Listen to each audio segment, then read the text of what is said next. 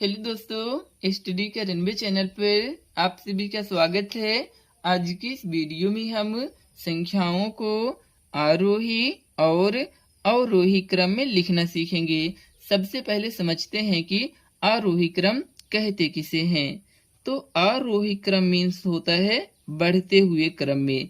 अगर हम आसान भाषा में आपको समझाएं तो इसमें हम सबसे पहले सबसे छोटी संख्या को लिखते हैं, इसके बाद उससे थोड़ा बड़ी संख्या को लिखते हैं, इसके बाद उससे बड़ी संख्या को लिखते हैं और लास्ट में सबसे बड़ी संख्या को लिख लेते हैं। यदि हम एग्जाम्पल की मदद से समझें तो इस नंबर में आप चेक करिए कि सबसे छोटा नंबर कौन सा है। तो यहाँ पर हमें सबसे छोटा नंबर दिख रहा है 14, तो यहाँ पर आप 14 लिख लीजिए। अब देखिए 14 से थोड़ा बड़ा संख्या कौन सी है, तो यहाँ पर 14 के बाद है 23, तो यहाँ पर आप 23 लिख लीजिए। ठीक, अब देखिए 23 से थोड़ा बड़ा संख्या कौन सा है, तो यहाँ पर है 34, तो 34 को लिख लीजिए। अब 34 से बड़ी संख्या कौन है, तो 57 है, तो यहाँ पर 57 लिख लीजिए।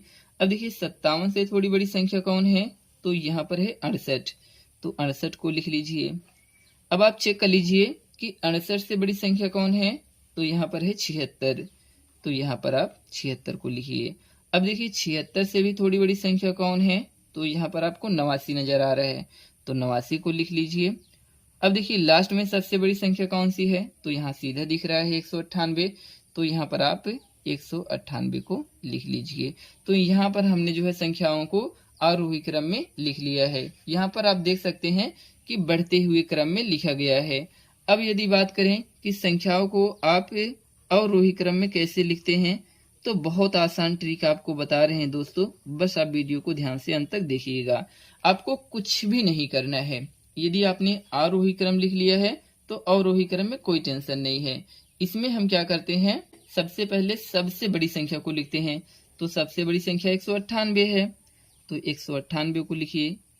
इसके बाद 198 से थोड़ी छोटी संख्या को लिखते हैं, तो कौन सी है, 89 है, तो यहाँ पर आप 89 लिख लीजिए।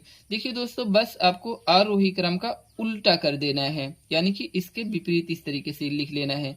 तो 89 है, 89 के बाद जो है 76 लिख लीजिए, 76 के बाद 68 लिख लीजिए, 68 के बाद 57 लिख लीजिए, 57 के बाद 34 लिख लीजिए और 34 के बाद 23 लिख लीजिए और 23 के बाद 14 लिख लीजिए।